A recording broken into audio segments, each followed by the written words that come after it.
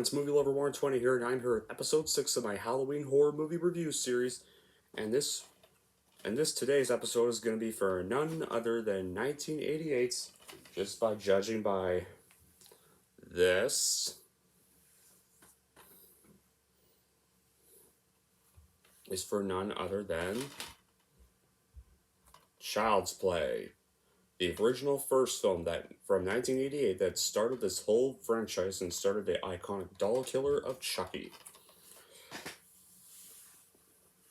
So, yeah, the film was released in November 1988 and was directed by Tom Holland, who directed... No, not that Tom Holland, guys. The Tom Holland who directed Fright Night. Yeah, so... what's this film about? When Charles Lee Ray needs to get a quick escape from cop Mike Norris, played by Chris Sarandon, he takes his soul and buries it into playful, seemingly good guy doll Chucky. Little does he know, a little boy by the name of Andy Barclay will be the new owner of the film soon to come. Charles confides in Andy when he commits numerous murders, and once the adult suspects Andy's story is truth, it's too late. Yeah. That's pretty much the plot of the movie. So, before I get into details, this movie was actually the very first slasher movie I ever watched. It was when I was getting introduced to horror movies. This was the very first one to get introduced to. I think it's one of the few good horror movies to get introduced to if you're about to... But a few good first ones to start with if you're getting introduced to horror films or just slasher films in general. Yeah. So yeah, and like I never saw I didn't really see the sequels till about 4 years later, unfortunately. But how I rank the sequels, Child's Play 2 is good, probably my favorite one of the series. Child's Play 3 is okay. Bride of Chucky is my third favorite, and I'm gonna get hated for saying that. Seed of Chucky can suck my ass. Curse of Chucky, also very good, fourth best. Cult of Chucky is not really great, and I'm not a fan of the remake. There we go. Yeah.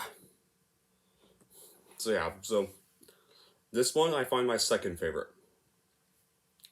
Director Tom Holland crafts this very original tale written by Don Mancini, which I all said by a dying sociopath. He used voodoo to translate his soul to an inanimate doll. Catherine Hicks plays Karen Barclay, the single mom of Andy Barclay, who gets the possessed toy for her little son Andy, not knowing what is hidden deep inside the doll. Yeah. I think the whole cast does a pretty good job in this movie. Especially like Chris Sarandon, who actually did work with Tom Holland on Fright Nights. Yeah, as Jerry, the main vampire. Evil vampire antagonist. Yeah. Yeah, but despite its apparent cheesiness, Holland truly creates a haunting atmosphere filled with suspense by following the trick Steven Spielberg used in Jaws. Yeah, easily. This film has such a cheesy concept. A killer doll as your antagonist. It just sounds very ridiculous, but this movie actually really does get it right. They think, yeah, Brad Dourif does an awesome job as Chucky and his original human from Charles Ray because he not only can be scary, he can be entertaining at the same time. Yeah, I don't think around 1988 I could picture anybody else really playing Chucky. But I think Brad Dourif was probably the best match for him.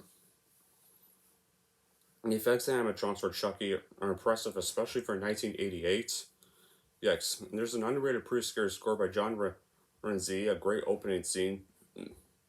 Some very likable characters, especially Mike Norris and Andy Barclay. There's a very nice setting and an exciting confrontation between Andy, Mike, and Karen against Chucky. And it provides some excellent entertainment for splatter fans with very gruesome scenes, like John and Dr. Ardmore's deaths as well.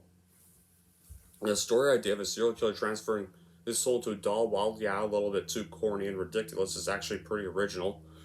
The acting is very decent, some nice directing and writing by Holland, Don Mancini, creator of Chucky in the series, and John LaFia.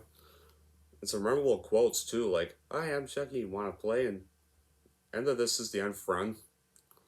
And also some pretty good dialogue on some of the plot elements. But there are also some kind of bad qualities too. I kind of have some problems I have with the movie.